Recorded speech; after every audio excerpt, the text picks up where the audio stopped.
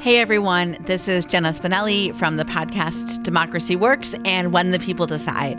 In this lesson, we are going to review the platforms that listeners can use to find your podcast and how your podcast can be the basis for other types of content creation.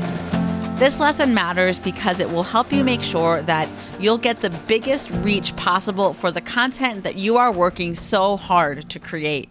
The topics that we're all talking about are important and are on a lot of people's minds these days, but listeners are not going to magically find your podcast on their own.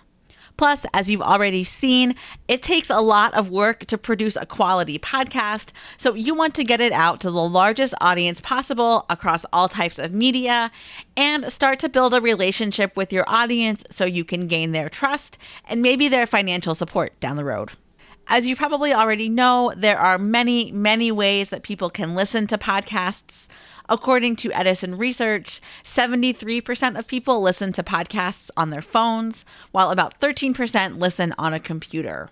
Apple Podcasts and Spotify are the two most popular listening apps, but there are dozens of others, including Google Podcasts, Pocket Casts, Overcast, and Castbox, just to name a few. It's also worth noting that a growing number of people listen to podcasts on YouTube, and more podcasters are incorporating video into their podcasts to make the content more appealing on that platform.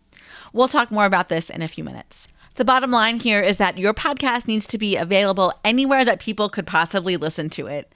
As you've already heard, your podcast hosting service can do most of this work for you. Just make sure that you follow the instructions to submit your show to every platform that's available to you.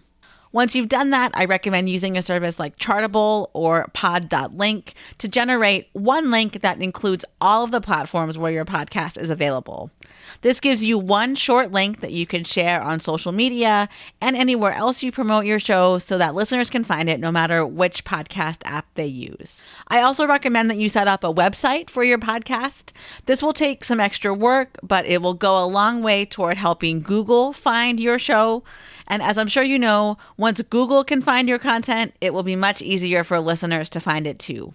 I don't have time to go into how to make a website in this lesson, but I do recommend checking out Tilda, which allows you to create a free website quickly and easily. The other great thing about a podcast is that there are many other ways you can repurpose and expand on the content you create to grow your audience in other types of media. For example, many podcasters have email newsletters that they use to communicate directly with their listeners. Future Hindsight, one of the podcasts in the Democracy Group network, is a great example of this. Their newsletter comes out once a week and highlights the most recent episode from the show, along with additional resources that their audience might enjoy. Starting a newsletter also allows you to collect email addresses, which you don't get automatically from podcast platforms like Apple or Spotify.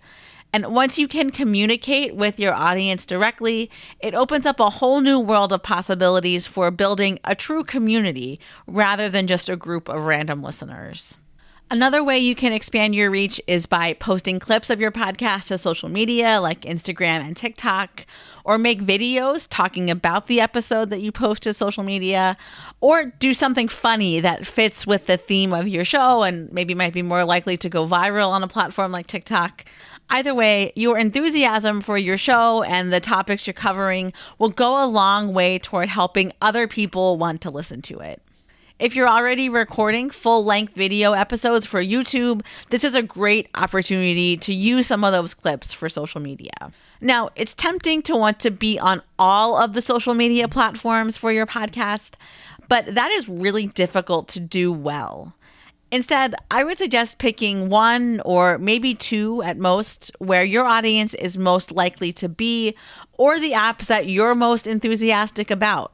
For me and the podcast I work on, that's Twitter and LinkedIn, but it could easily be something entirely different for you. There's no right answer here other than doing what is going to make you the most excited about creating content on a consistent basis. So to recap, you want to put your podcast on as many different podcast apps as possible and do what you can to expand and repurpose your content on social media and other areas like email newsletters. I know that all of you have amazing ideas to share, and these techniques will help you get those ideas in front of the largest possible audience and plant the seeds to form a community of like-minded people who are passionate about the same things that you are.